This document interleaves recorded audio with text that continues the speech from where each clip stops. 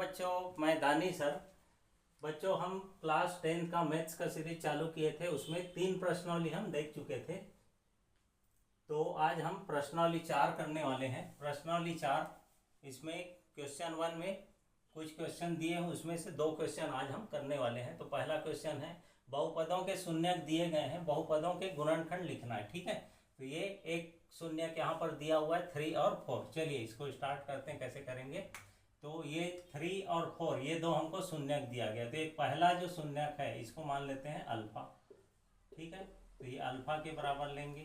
दूसरा जो शून्यक दिया इसको मान लेते हैं बीटा के बराबर। ये हो गया 4। अब बहुपदों के हमको क्या लिखना है, गुणनखंड लिखना है। तो यहाँ पर बहुपदों के गुणनखंड, बहुपदों के गुणनखंड,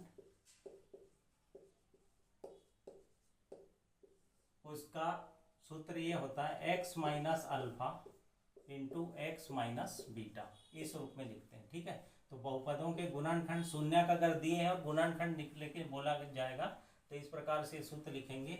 अब ये मान जो दिया हुआ है इस मान को यहाँ पर रखना। तो x माइनस, तो अल्फा के जगह में क्या रखेंगे 3 इंटू एक्स माइनस बीटा का मान कितना दिया हुआ है 4, तो यहाँ पर रख देंगे 4। ठीक है, तो ये x माइनस 3 और x माइनस 4 ये बहुपदों के गुणनखंड हो जाएगा। ठीक है, तो इस प्रकार से हम इसको हल कर सकते हैं। ठीक, एक दूसरा क्वेश्चन देखते हैं।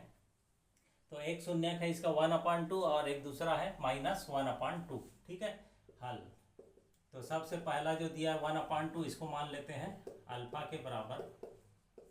ये हो गया अल्फा इक्वल टू 1/2। और दूसरा जो दिया हुआ है इसको मान लेते हैं बीटा के इक्वल। ये हो गया -1/2। आप क्या करेंगे, इसके बाद यहाँ पे लिखेंगे बहुपदों के शून्यक, बहुपदों के गुणनखंड। बहुपदों के हमको क्या लिखना है, गुणनखंड लिखना है। तो बहुपदों का गुणनखंड ये होता है x minus alpha into x minus beta.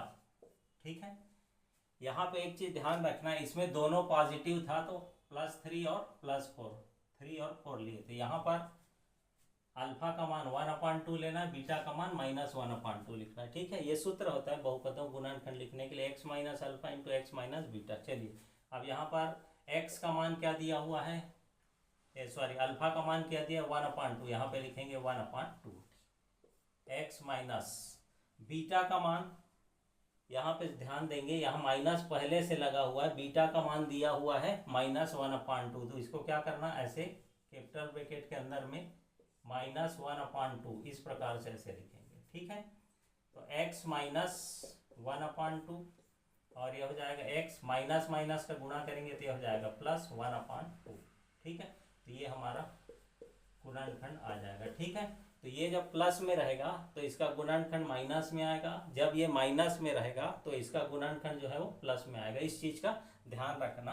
दोनों अगर माइनस में रहेगा तो दोनों आंसर पॉजिटिव में आएगा, और दोनों अगर पॉजिटिव में है तो दोनों का आंसर निगेटिव में आएगा। ठीक है, इस प्रकार से बहुपदों के गुणनखंड हम ज्ञात कर सकते हैं।